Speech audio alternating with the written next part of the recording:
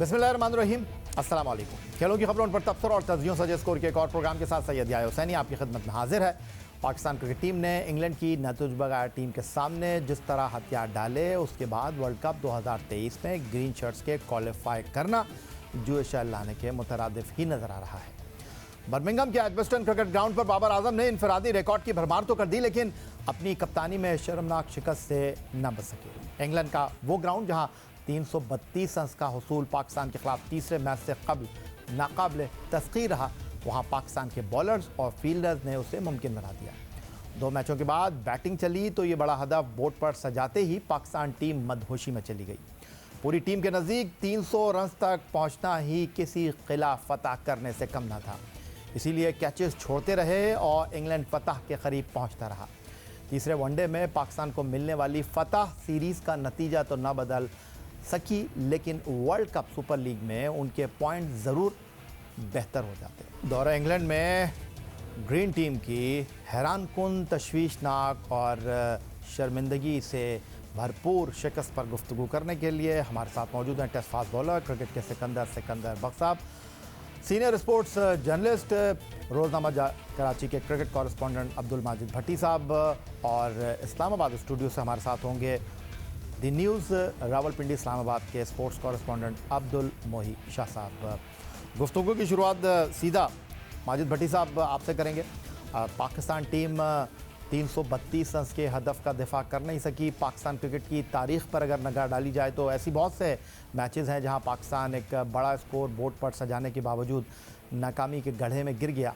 लेकिन ओवरऑल अगर हम कल तीसरे वनडे इंटरनेशनल की बात करते हैं, कहाँ गलती हुई आपके ख्याल में? यही कल के मैच में जो मेरी नज़र में जब बाबर आजम ने 150 कर लिए और वो आउट हुए हैं, तो उसके बाद वो जो आखिरी 4-5 ओवरों में पाकिस्तान के 5 से 6 बैट्समैन जो ऊपर नीचे आउट हुए, शादाब खान भी उसमें 0 पे आउट हुए, मेरे ख्याल में यही वो लम्हा था जो इस मैच का टर्निंग पॉइंट था। क्योंकि अगर 30-35 रन और बन जाते तो शायद ये टारगेट मज़ीद मुश्किल हो सकता था। लेकिन 332 भी देखें इस इंग्लिश टीम के ख़िलाफ़। जेम्स विंस जिसने आज तक कभी वनडे क्रिकेट में सेंचुरी नहीं बनाई, कल हमने उसको भी सेंचुरी बनवा दी।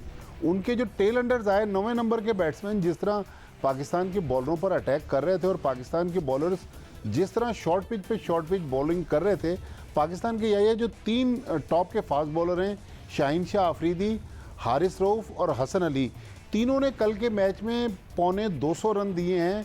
7+ पर ओवर इनका स्ट्राइक रेट है। तो मतलब इतनी बुरी बॉलिंग के बाद हम किस तरह तवक्को रख सकते हैं कि पाकिस्तान की टीम इंग्लैंड की टीम को इंग्लैंड में हराएगी? नाकामी पर जितना लिखा जाए, जितना कहा जाए, कम ही दिखाई देता है। लेकिन सवाल यह है कि तैयारी क्या थी दौरा इंग्लैंड के लिए टीम पाकिस्तान की? 2016 से पाकिस्तान मुसलसल इंग्लैंड का दौरा कर रहा है, वहाँ की कंडीशंस के ऊपर बात हो रही है, वहाँ की पिचेस के ऊपर बात हो रही है, लेकिन साफ और वाज़ेह दिखाई दे रहा है कि ना तो हमारी कोई तैयारी थी, ना हमारी कोई मनसूबाबंदी थी। इत्तेफाक करेंगे सिकंदर बख्श साहब आप इससे? देखिए, इसमें सबसे पहले तो जो भट्टी साहब ने बोला, मैच तो खैर कल बहुत दिलचस्प रहा, मज़ेदार था। आखिरी वक्त तक देख रहे तो वो अलग बात है कि हमारी टीम हार गई, जिसको हम सपोर्ट कर रहे थे। बॉलिंग का उन्होंने बता दिया कि बॉलिंग तो पैथेटिक थी। अब रह गया सिलेक्शन की बात। देखें, कल मैं और आपने और भट्टी साहब ने प्रोग्राम किया तो मैंने एक चेंज की बात की थी, और वो चेंज थी उस्मान कादिर की। मैं चाह रहा था कि उस्मान कादिर तो इसलिए खेले कि अगर आप उठा के देखें, अभी आपने भट्टी साहब ने जो बताया बॉलर्स का, अगर आप स्पिनर्स को उठा के देखें, 10 ओवर कराए हैं शादाब ने, 4 कराए साउथ ने, दोनों ने मिलके 81 रन दिए, जो कि 5 की इकॉनमी आती है। तो इसका मतलब है कि स्पिनर्स को फिर भी उन्होंने रिस्पेक्ट दी। फास्ट बॉलर की तो फुट लग रही थी और वो शॉट गेंदे किए जा रहे थे, स्क्वायर या तो स्क्वायर कट हो रहा था या फुल हो रहा था। तो दैट्स अ पैथेटिक बॉलिंग। मुझे यकीन नहीं आ रहा था कि वकार यूनुस के वहाँ होते हुए इस किस्म की वो बॉलिंग कर रहे हैं। तो मेरे हिसाब से एक तो उनका प्लानिंग इंग्लैंड की कि भाई क्या कौन सा लड़का खेलना है, कौन सा नहीं खेलना। मेरे हिसाब से उस्मान कादिर जो है उसको खिलाना चाहिए था कल, उससे हो सकता है। वैसे तो रन्स कम बनाए, अगर हम 350 करके भी हार सकते थे, वो सब चीज़ अलग है। मगर जिस तरह की फील्डिंग, जिस तरह की बॉलिंग हुई है और जो टीम की सिलेक्शन हो रही है, that is amazing.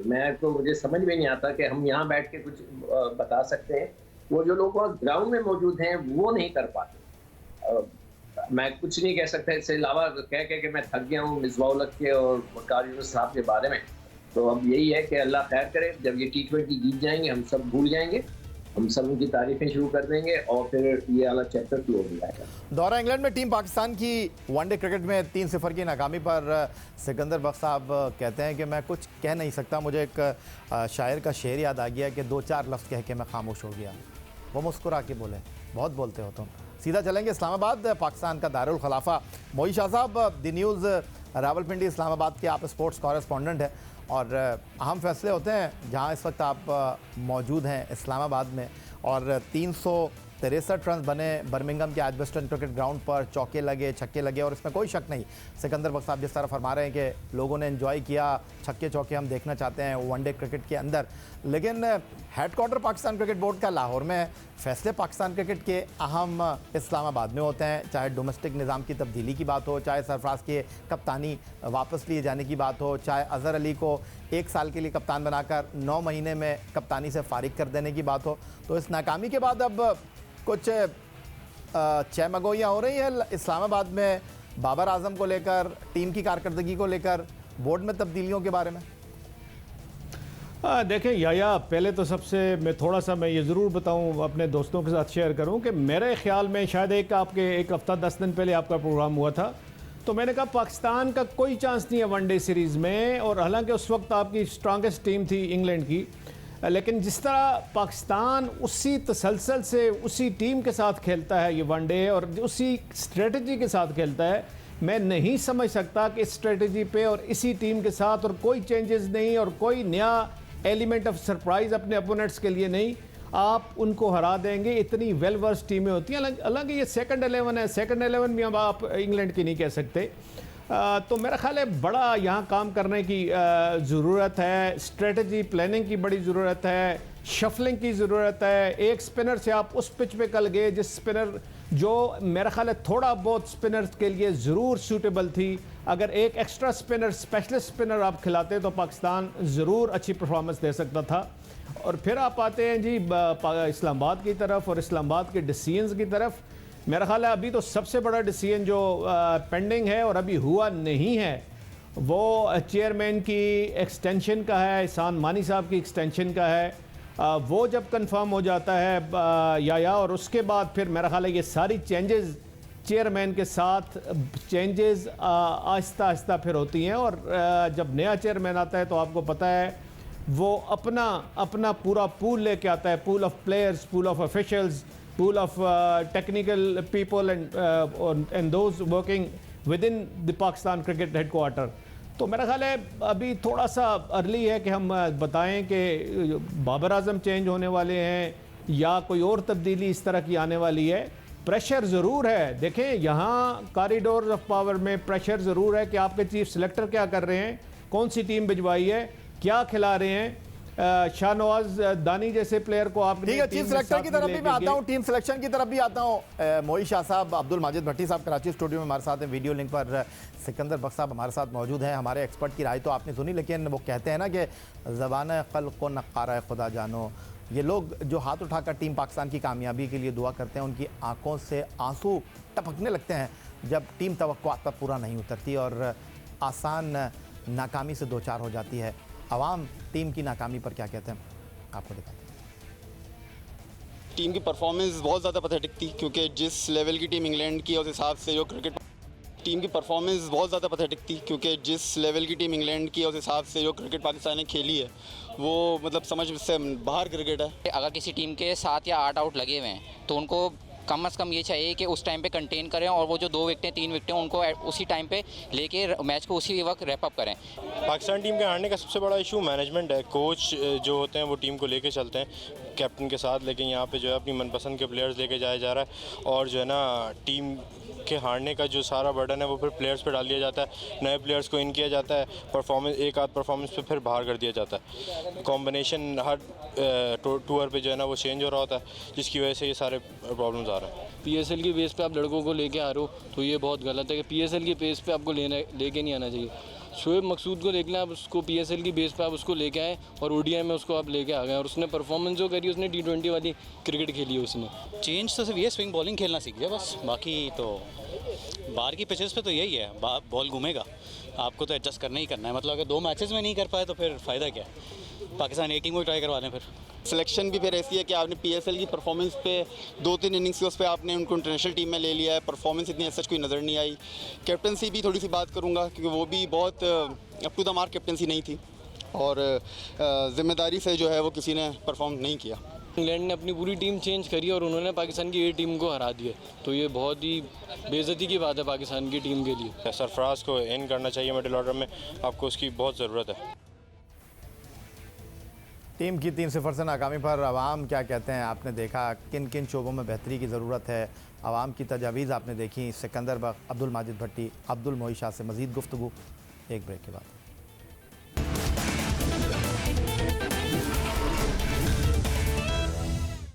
Pakistan team England के दौरे पर है। वनडे सीरीज़ के बाद T20 सीरीज़, जिसके बाद टीम पाकिस्तान वेस्ट इंडीज़ में 5 T20 और 2 टेस्ट मैचों की सीरीज़ में वेस्ट इंडीज़ से मुकाबला करेगी। पाकिस्तान टीम की नाकामी पर पाकिस्तान के former test fast bowler 92 world cup की विनिंग टीम के रुकन और लाहौर कलंदर के डायरेक्टर क्रिकेट और कोच आकिब जावेद खासे बरहम दिखाई देते हैं। उनका क्या कहना है, आपको बताते हैं।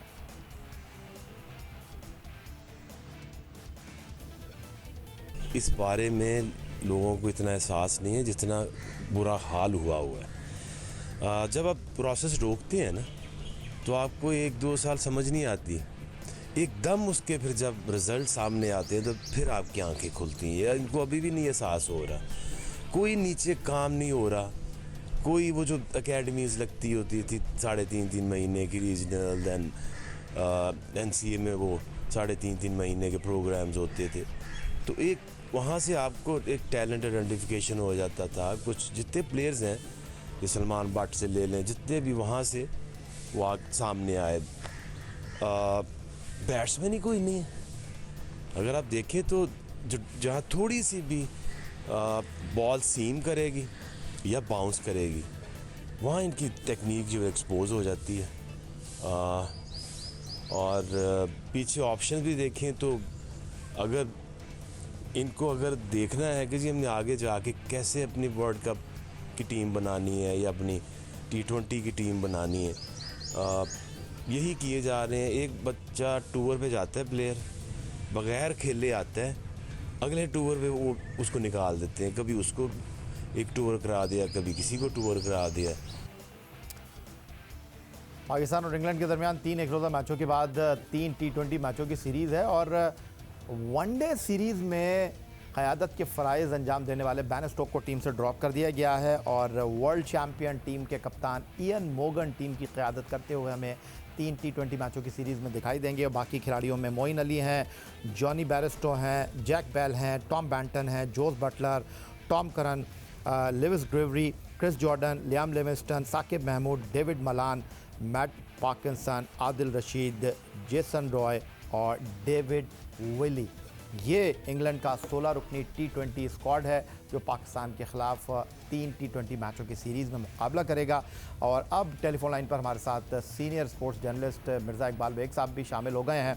मिर्ज़ा इकबाल बेग साहब, पाकिस्तान टीम का दौरा इंग्लैंड, पहला मरहला तो कुछ इतना अच्छा रहा नहीं और हैरानकुन बात यह है कि वो इंग्लैंड की टीम जो 4 दिन पहले टीम ही नहीं थी, उसने हैरान कर दिया, शशदर कर दिया टीम पाकिस्तान को। बहुत बहुत शुक्रिया याया। कहते हैं ना कि अमाल का दारोमदार नीयतों पर होता है, इनकी नीयत ठीक नहीं है। अगर आप हकीकत की निगाह से देखें तो पाकिस्तानी टीम के जो हेड कोच हैं मिसबाह उल हक अपने मंजूर नज़र लोगों को नवाज रहे हैं। हालांकि इतने सारे लोग साथ लेकर गए, कहाँ गए अब्दुल्ला शफीक, उसे दौरे कराते घुमा के न्यूजीलैंड ले गए, वहाँ खिलाया, उसके बाद साउथ अफ्रीका जिम्बाब्वे से बगैर खिलाए ले आए, यहाँ बगैर खिलाए उसको बिठाया हुआ है। मोहम्मद नवाज कहाँ है, हसनैन कहाँ है, इनकी टीम की कारकर्दगी इसीलिए जवाल की तरफ गामजन है कि ये फेवरेटिज्म को फरोग दे रहे हैं। अब अगर आप एग्जाम्पल लें शादाब खान और फहीम अशरफ की, मैं तो उन्हें सर फहीम अशरफ और सर शादाब खान कहूँगा क्योंकि फहीम अशरफ ने गुज़िश्ता 10 मैचों में 72 रन स्कोर किए वनडे में और सिर्फ 4 विकेटें लिए। उनको खिलाए जा रहे हैं। लेकिन ये इकबाल बेग साहब, सर का खिताब तो इंग्लैंड में दिया जाता है, आपने भी देना शुरू कर दिया।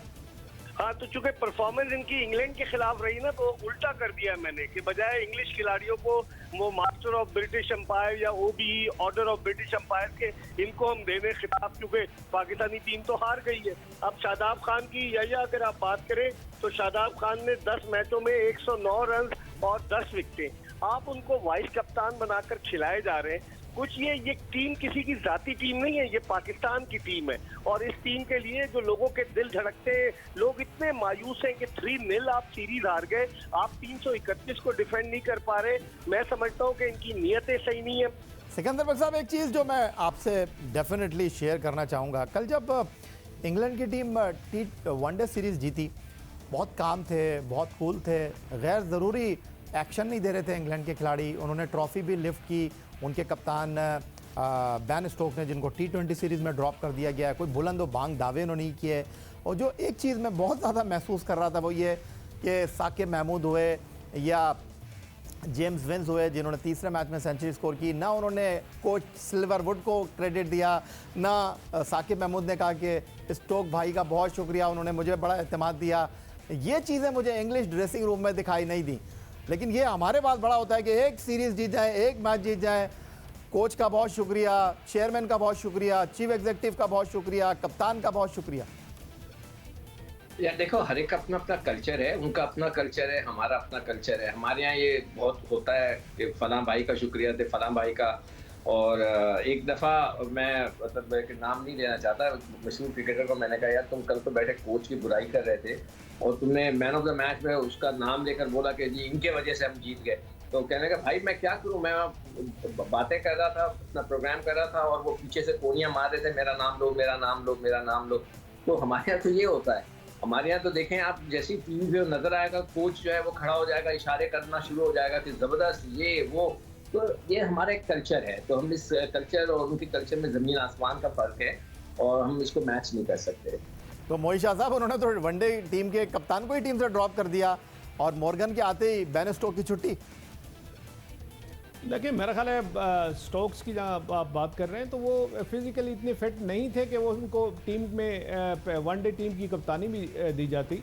वो तो अचानक ऐसे हालात पैदा हुए कि, लेकिन शाह साहब उन्होंने ड्रॉप का लफ्ज इस्तेमाल किया है। उनके बारे में ये नहीं कहा कि उनको हमने रिहैब के लिए वक्त दिया है, उन्होंने ड्रॉप का लफ्ज इस्तेमाल किया। बिल्कुल, जी इसलिए किया होगा कि मेरा ख्याल है वो ही इज़ नॉट 100% फिट, और ड्रॉप इसलिए किया कि वो अपनी फिटनेस पे जो कमियां हैं, कमी बेशी है, वो पूरी करें। फिटनेस की भी वजह से आप ड्रॉप होते हैं, ये नहीं कि आप फॉर्म की वजह से ही ड्रॉप हो।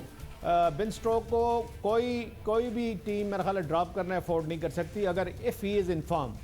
तो प्रॉब्लम ज़रूर है, लेकिन अब देखें ना, जो टीम आपको T20 में मिली है पाकिस्तान को, वो मेरा ख्याल top of the line team है इसकी इंग्लैंड की। और जहां आप सेकंड 11 से आपको इतना मुश्किल हुई आपको वनडे सीरीज़ में, तो यहाँ आपको तो परफॉर्मेंस बड़ी अच्छी दिखानी पड़ेगी। ये ज़रूर है कि पाकिस्तान की जो T20 टीम है कदरे बेहतर है, T20 का उनको एक कल्चर डेवलप हो गया इस मुल्क में, और T20 की परफॉर्मेंस आपको अच्छी नज़र आएगी। बहुत शुक्रिया आपका मिर्ज़ा इकबाल बेग साहब, बहुत शुक्रिया आपका अब्दुल माजिद भट्टी साहब, बहुत शुक्रिया आपका अब्दुल मोहित शाह साहब, और बहुत शुक्रिया आपका सिकंदर बख्श साहब। यही आज का हमारा प्रोग्राम था। हमारे एक्सपर्ट की राय आपने सुनी। आप अपनी राय का इज़हार कर सकते हैं, ट्विटर पर मुझे फॉलो कर सकते हैं, फेसबुक पर हमारा पेज score.geo न्यूज़, जहाँ जाकर आप इस प्रोग्राम के क्लिप्स एक बार फिर देख सकते हैं, और आप हमें ईमेल कर सकते हैं, अपनी राय का इज़हार कर सकते हैं score@geo.tv पर। इस दुआ इस उम्मीद इस तवक्को के साथ कि पाकिस्तान में खेल और खिलाड़ी तरक्की करते हैं। सैयद याहिया हुसैनी को स्कोर की पूरी टीम के साथ अगले प्रोग्राम तक के लिए इजाज़त दीजिए। अल्लाह हाफ़िज़।